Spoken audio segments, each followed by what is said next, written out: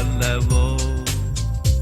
இதை சிறப்பாய் கொண்டாடிடவே புறப்பட்டு வாரீர் தோழர், தேவதாயின் மாதம் இது அல்லவோ.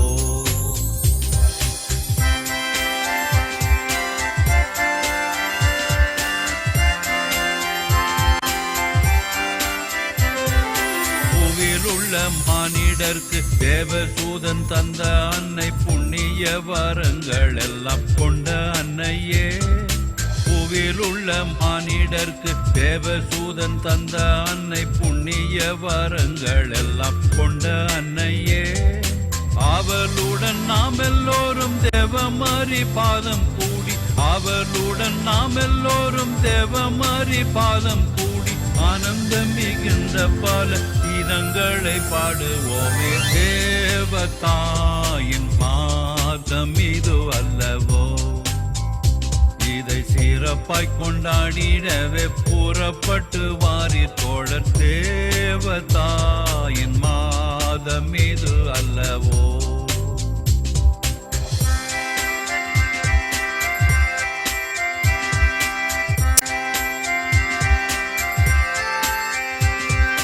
தோட்டங்களில் உள்ள பல வாட்டம் இல்லா புஷ்பங்களை ஜோடு ஜோடாய் சேர்த்து நல்ல மாலை கட்டுவோம்.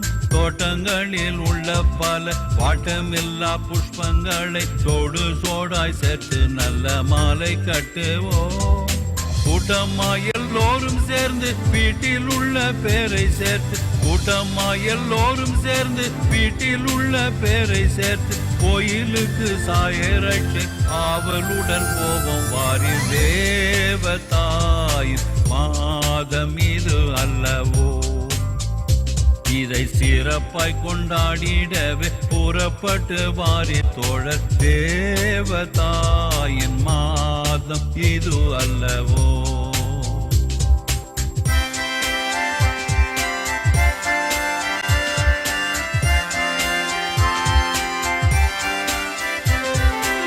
ஒவ்வொரு வீட்டார்கள் எல்லாம் ஒவ்வொரு நாள் சிறப்பிக்க ஒப்பந்தமே செய்தால் ஒரு தப்பு இல்லையே. ஒவ்வொரு வீட்டார்கள் எல்லாம் ஒவ்வொரு நாள் சிறப்பிக்க ஒப்பந்தமே செய்தால் ஒரு தப்பு இல்லையே. இவ்விதமாய் செய்தால் பலன் எவ்வளவோ கூடி வரும், இவ்விதமே செய்தால் பலன் எவ்வளவோ கூடி வரும். இந்த மாதம் எல்லோருக்கும் நல்ல அதிர்ஷ்டம் உள்ளதாகும், தேவதாயின் மாதம் இது அல்லவோ. இதை சிறப்பாய் கொண்டாடிடவே புறப்பட்டு வாரீர் தோழர், தேவதாயின் மாதம் இது அல்லவோ. ஆண்டவரே வணக்கம். மீண்டும் உங்களை சந்திப்பதில் மகிழ்ச்சி. இனி இதயங்கள் எப்போ ஆண்டவர் வருவார் அப்படின்னு காத்திருப்பாங்க. இன்றைக்கு இனி இதயங்களே ஒரு சிறப்பான ஒரு சிந்தனையில, அன்னை மரியாள் திரு அவைக்கு தாய் என்ற பட்டம் எப்பொழுது வந்தது அப்படின்ற ஒரு சிந்தனையை நம்ம இது பண்ண இருக்கிறோம். எந்த அளவுக்கு கத்தோலிக்கர்களுக்கு இது ஒரு ஆழமான நம்பிக்கையா இருக்குதுன்றது உங்களுடைய கருத்துக்கள். நல்லது. 2ஆம் வத்திக்கான் பொது சங்கம் என்பது கத்தோலிக்கர்களுக்காக மட்டும் ஏற்படுத்தப்பட்ட சங்கம் அல்ல. கத்தோலிக்கர் அல்லாதவர்கள், ஏன் உலகத்தில் இருக்கின்ற அனைத்து ஆன்மீகங்களை அடிப்படையாக விளங்குகின்ற சில முக்கிய ஆன்மீகங்கள், இஸ்லாம்,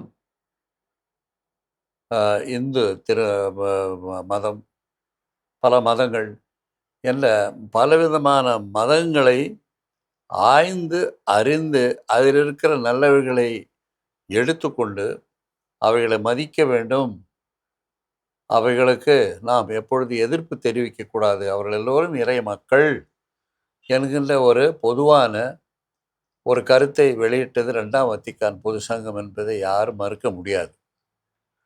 அந்த சங்கம் நடந்து கொண்டிருக்கும் பொழுதுதான் ஏற்கனவே நீங்கள் குறிப்பிட்டது போல கன்னிமரியாள் திரு அவையின் அல்லது திருச்சபையின் அன்னை, Mary is the mother of the church என்கின்ற தலைப்போடு அந்த பெரிய தலைப்பு கன்னிமரியாளுக்கு அளிக்கப்பட்டது.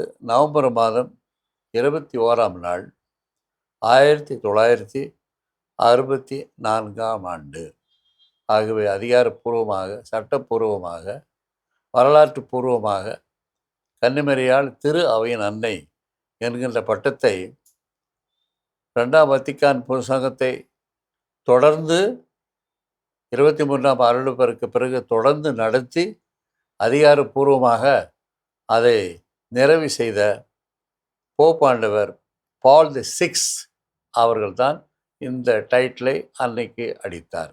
அன்னை திருச்சபையின் அன்னை, Mary is the mother of the church என்று அறிவிக்கப்பட்ட ஒரு முக்கியமான வரலாற்று நிகழ்வு என்று சொல்ல வேண்டும். அதற்காக நாம் மகிழ வேண்டும், இறைவனுக்கு நாம் நன்றி கூற வேண்டும்.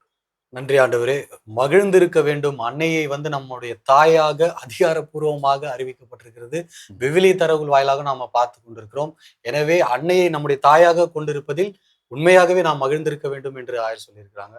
ரொம்ப நன்றி ஆண்டவரே. நன்றி. மீண்டும் சந்திப்போம். நன்றி.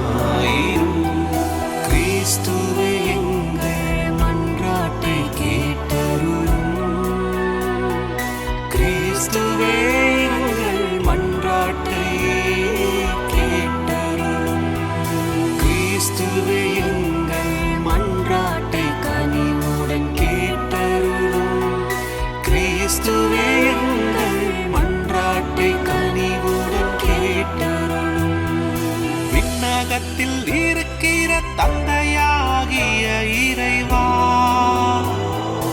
உலகத்தை மீட்ட திருமகனாகிய இறைவா,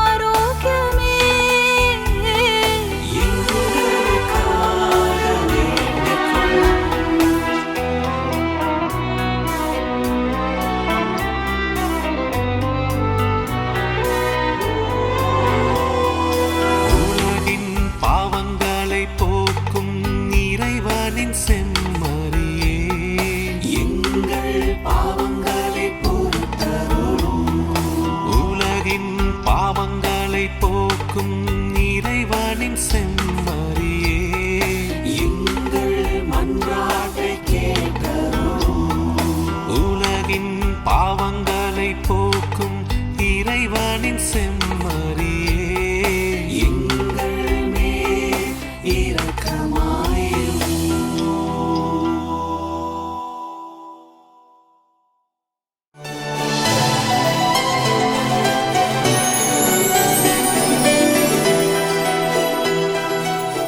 மாதா தொலைக்காட்சி இணையங்களுக்கு என் வணக்கம்.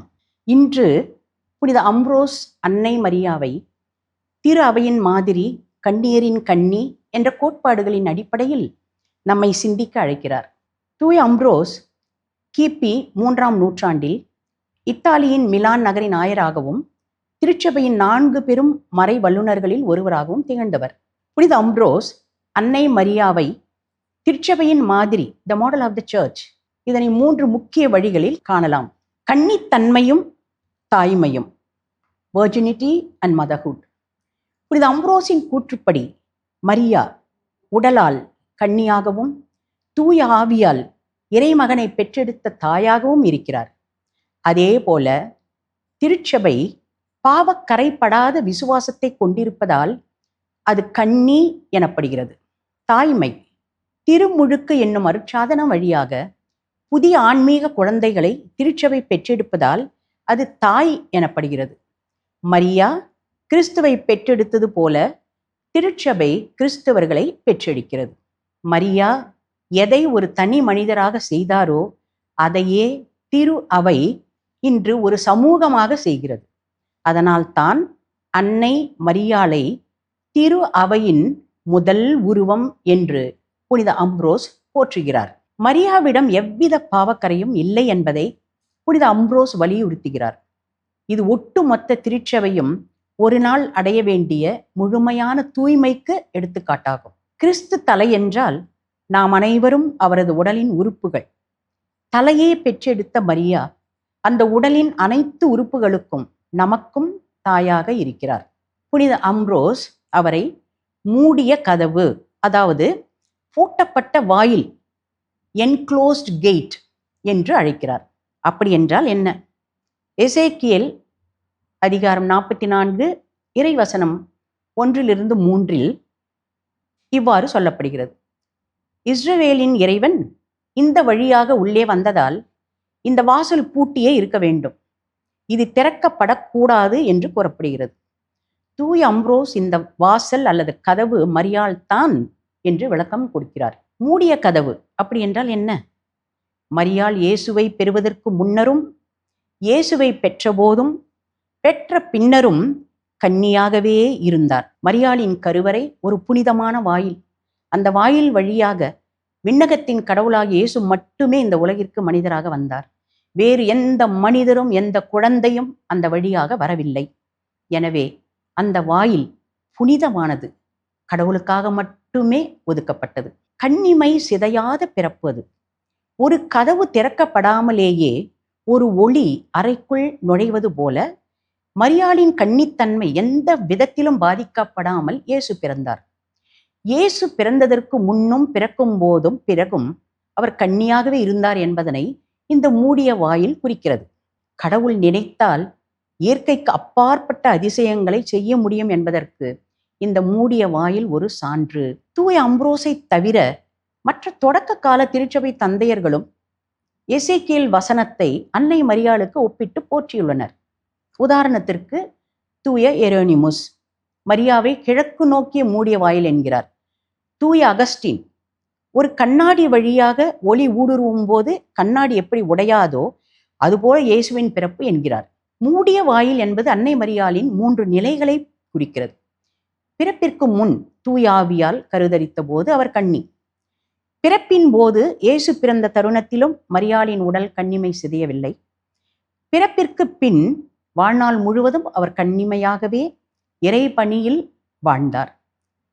எசேக்கியேல் கண்ட அந்த வாயில் கிழக்கு நோக்கியது. கிழக்கு என்பது ஒளி உதிக்கும் திசை. அந்த வாயில் பூட்டியே இருக்க வேண்டும் என்பது கடவுளின் திருவுளம். கடவுளுக்கு அர்ப்பணிக்கப்பட்ட ஒன்று மீண்டும் உலகிற்காக மாறாது என்பதனை காட்டுகிறது.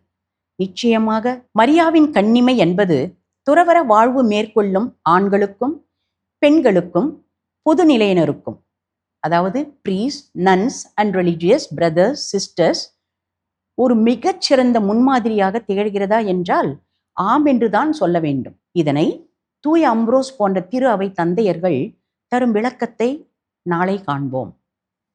வணக்கம்.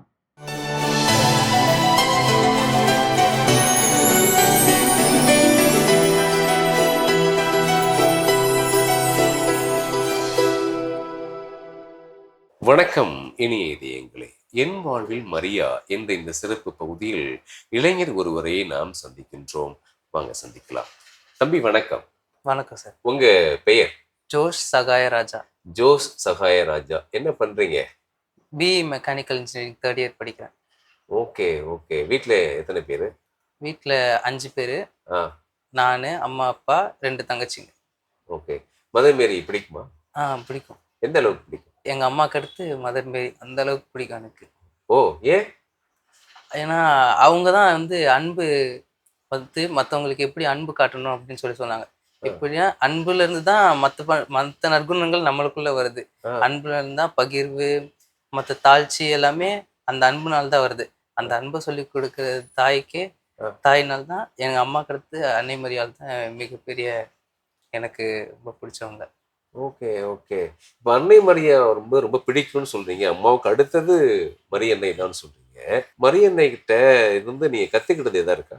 இக்கட்டான சூழ்நிலைகளில் அவங்க வந்து எப்படி திடமாக இருக்கணும்னு சொல்லி கொடுத்துருக்காங்க. இப்போ ஆண்டவர் இயேசு கிறிஸ்து சிலுவையில் அறையும் போது அவங்க மனசு எவ்வளோ பாரமாக இருந்திருக்கும். ஆனால் அவங்க அந்த இடத்துல திடமாக இருந்திருக்காங்க. அந்த இடத்துலையும் சரி, அந்த 4ஆம் நிலையிலையும் சரி, அவங்க வந்து எவ்வளோ திடமாக இருந்திருக்காங்க அப்படின்னு சொல்லிட்டு அவங்க காட்டுறாங்க. அவங்க வந்து இந்த திருச்சபையோட ஒரு தூணாக இருந்து இந்த திருச்சபையை வந்து இப்போ இவ்வளோ தூரம் பெருசாக ஆக்கியிருக்காங்க. அதனால எவ்வளோ திடமாக இருக்கணும்னு சொல்லிட்டு அவங்க கிட்டேருந்து நம்ம வந்து கற்றுக்கலாம். எல்லாருடைய வாழ்க்கையிலையும் வந்து துன்பங்கள், கஷ்டங்கள் வரும். உங்க வாழ்க்கையில துன்பங்கள் வந்திருக்குதா? வந்திருக்கு. என்ன வந்திருக்கு? எப்படி அதை சமாளிச்சிங்க? நான் வந்து 5ஆவது படிக்கும்போது எங்கள் அப்பா வந்து இறந்துட்டாங்க. அதுலேருந்து ரெக்கவரி ஆகிறதுக்கே ஒரு 2 வருஷம். நான் 7th படிக்கிற வரைக்கும் அது இருந்து வெளில வர முடியல என்னால். அந்த டைமில் முடியல. அதுக்கப்புறம் வந்து அம்மா வந்து 2nd மேரேஜ் பண்ணாங்க. நான் வந்து 8th படிக்கும்போது. அதுக்கப்புறம் சரி அவர் வந்து கொஞ்சம் கேர் எடுத்து பார்க்கறதுனால இப்போதைக்கு அப்படியே பழகி இப்போ ஓகேவா இருக்கு. மதர் மேரி கிட்ட நீங்க வேண்டுதல் செஞ்சு ஏதாவது நிறைவேறின வேண்டுதல் தான் இருக்குதா? மதர் மேரி கிட்ட வந்து ப்ரே பண்ணும்போது எனக்கு காலேஜுக்கு வந்து எங்கள் மாமா வந்து முன்னாடி வந்து படிக்க வைக்கிறேன் அப்படின்னு சொல்லிட்டாங்க. அதுக்கப்புறம் எந்த அப்டேட்டும் இல்லை. அதுக்கப்புறம் மதர் மேரி கிட்ட ப்ரே பண்ணிட்டு போகும்போது அவங்களா வந்து எங்கிட்ட வந்து அங்கே படிக்க வைக்கிறோம், நானே வந்து எங்கள் சின்ன தாத்தாவும் சேர்ந்து படிக்க வைக்கிறாங்க. இப்போ அவங்க தான் படிக்க வைக்கிறாங்க. ஓகே. மதர் மேரி கிட்ட வந்து ப்ரேயர் பண்ணதுனால தாத்தாவும் மாமாவும் உங்களை படிக்க வைக்கிறாங்க. உங்களை போல உள்ள இளைஞர்களுக்கு ஜெபத்தை பற்றி, ஜெபிக்கிறத பற்றி நீங்கள் சொல்ல வேண்டிய செய்தி எதா இருக்கா? ஜெபம் வந்து அவங்க வார்த்தையில் வந்து ஒழுங்காக வார்த்தை பிரயோகிக்கணும் அந்த மாதிரி இல்லாமல் ஆண்டவரோட நம்ம பேசினாலே போதும். அதுவே நம்ம வந்து ஆண்டவரோட உரையாடினாலே அதே ஒரு ஜெபம்தான். அதனால ஆண்டவரோட இருக்கிறாரு அப்படின்னு சொல்லிட்டு நம்ம உணர்ந்து அவரோட பேசினாலே அதுவே பெரிய ஜெபம். அதனால எல்லாரும் நிறைய இது பண்ணணும் அது பண்ணணும்னு சொல்லிட்டு நிறைய பேர் பண்ணவே மாட்டாங்க ஜெபமே. அது இல்லாம வந்து நீங்க நார்மலா நீங்க அவர்கிட்ட ஆண்டவரே என் கூட இருங்க அந்த மாதிரி சொன்னா கூட அதே ஒரு பெரிய ஜெபம் தான். ரொம்ப அழகா சொன்னீங்க. ரொம்ப பெருசா பண்ணலாம் கூட ஆண்டவரே என் கூட இருங்க, என் கூட தங்குங்க அப்படின்னு சொல்றதே பெரிய ஜெபம்னு சொல்றீங்க. உங்க வாழ்க்கையுடைய நோக்கம் என்ன ஆகணும்னு நீங்க நினைக்கிறீங்க? நான் வந்து இப்போ மெக்கானிக்கல் இன்ஜினியரிங் படிக்கிறதுனால எனக்கு சின்ன வயசுலேருந்தே ரயில்வேல போகணுன்னு தான் ஆசை. அதனால வந்து இப்போ நான் டெக்னிக்கல் இந்த எக்ஸாம் வருது. அந்த எக்ஸாமில் எழுதி ஏதாவது டிக்கெட் கலெக்டர் அந்த மாதிரி டிடி மாதிரி போகலாம் அப்படி அது இல்லைன்னா டிசைன் சாஃப்ட்வேர் கற்றுக்கிட்டு ஏதாவது கம்பெனியில் போயிட்டு பிளேஸ் ஆகலாம் அப்படின்னு சொல்லிட்டு 2 ஐடியா வச்சுருக்கேன். நீங்கள் எதிர்காலத்தில் நீங்கள் விரும்பினது மாதிரியே நல்ல ஒரு நிலையை அடையணும் அப்படின்னு சொல்லிட்டு மாதா தொலைக்காட்சியின் சார்பாக நாங்கள் மதர் மேரி கிட்ட ப்ரேயர் பண்ணிக்கிறோம். நன்றி. வணக்கம். நன்றி. இனிய இதயங்களே, என் வாழ்வில் மரியா என்ற இந்த சிறப்பு பகுதியில் இன்று நாம் சந்தித்தது ஜோ சகாயராஜா என்ற அருமையான தம்பியை நாம் சந்தித்தோம். அவரது அனுபவங்கள் நமது வாழ்க்கைக்கு மிக சிறந்த ஒரு பாடமாக, எடுத்துக்காட்டாக அமையும் என்று நான் நம்புகின்றேன். மீண்டும் நாளை மற்றும் ஒரு மரியன்னை பக்தரை சந்தித்து அவரது அனுபவங்களை நாம் கேட்டு தெரிந்து கொள்வோம். அதுவரை நன்றி, வணக்கம். ஆண்டவர் இயேசுவுக்கே புகழ். மரியே வாழ்க.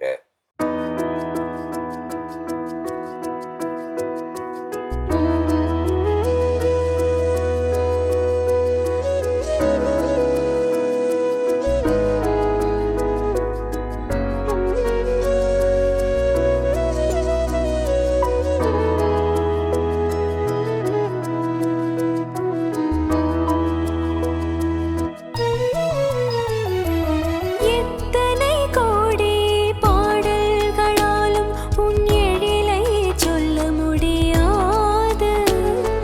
கர்த்தரின் அன்னை வேளாங்கண்ணி உன் கருணைக்கும் அன்புக்கும் நிகரேது. எத்தனை கோடி பாடல்களாலும் உன் எழிலை சொல்ல முடியாது. கர்த்தரின் அன்னை வேளாங்கண்ணி உன் கருணைக்கும் அன்புக்கும் நிகரேது. எத்தனை கோடி பாடல்களாலும் உன் எழிலை சொல்ல முடியாது.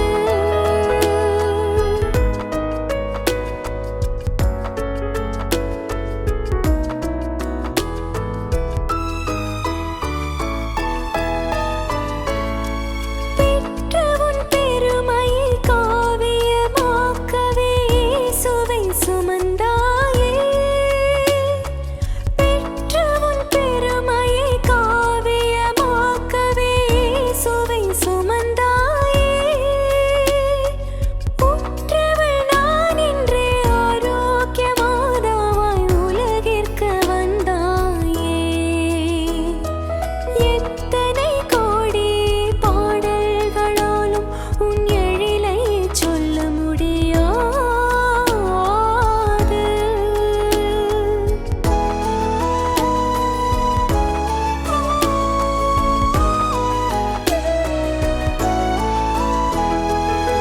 வறுமை பிணிக்கும் நோய்க்கும் நீ மருந்து, மக்கள் வாழ நீ கண் கண்ட விருந்து. வறுமை பிணிக்கும் நோய்க்கும் நீ மருந்து, மக்கள் வாழ நீ கண் கண்ட விருந்து. பொறுமைக்கும் அன்புக்கும் காவியம் நீயே. பொறுமைக்கும் அன்புக்கும் காவியம் நீயே. போற்றி துதித்தோம் நீ அருள்வாயே. எத்தனை கோடி பாடல்களாலும் உன் எழிலை சொல்ல முடியாது.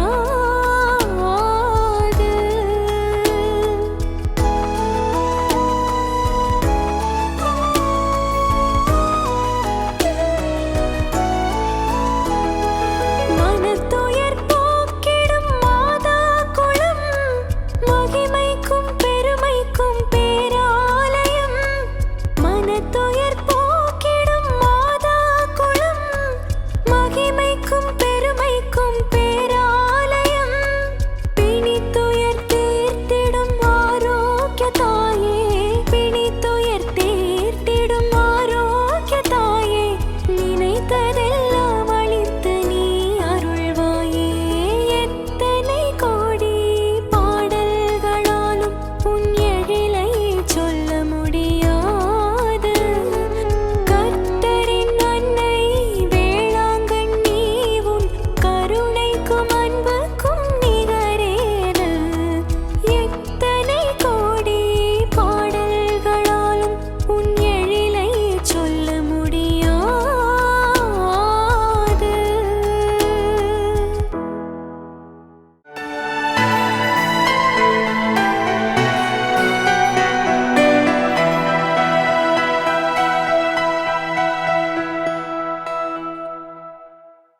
மன்றாடுவோமாக. உண்மையின் ஊற்றே இறைவா, நாங்கள் எங்களுடைய கடமைகளை நேர்மையுடனும் உண்மையுடனும் சிறப்பாக செய்ய வேண்டும் என்று எங்களுக்கு பணித்திருக்கின்றீர். நீர் தந்த ஒவ்வொரு அழைப்புக்காக நாங்கள் உமக்கு நன்றி கூறுகின்றோம். மக்களுக்கு, சமூகத்திற்கு, திரு அவைக்கு பணி செய்வதற்கு நீர் தந்திருக்கின்ற ஒவ்வொரு சந்தர்ப்பங்களுக்காகவும் நாங்கள் உமக்கு நன்றி கூறுகின்றோம்.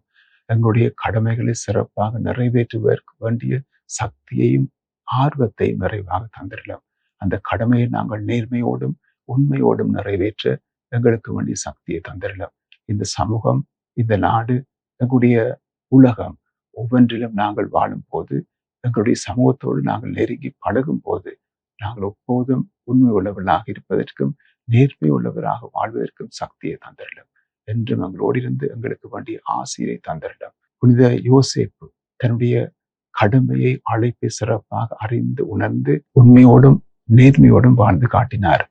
இவரை போல பல புனிதர்கள் விவிலியத்தில் வருகின்ற ஒவ்வொரு நபர்களையும் நாங்கள் பார்க்கும் போது நம்முடைய அழைப்பு உணர்ந்தவர்களாக ஒவ்வொருவரும் செயல்பட்டிருக்கிறார்கள். இவர்களைப் போல நாங்களும் சிறப்பாக வாழவும், உண்மை உள்ளவர்களாக வாழவும், அடுத்தவருக்கு முன்மாதிரியான வாழ்க்கை வாழ்ந்து காட்டவும் எங்களோடு இருந்து எங்களுக்கு வேண்டிய வழிகாட்டலை தந்து ஆசிரியர் தந்து வழிநடத்தியறலும் எங்கள் ஆண்டவராகிய கிறிஸ்து வழியாக உம்மை மன்றாடுகின்றோம்.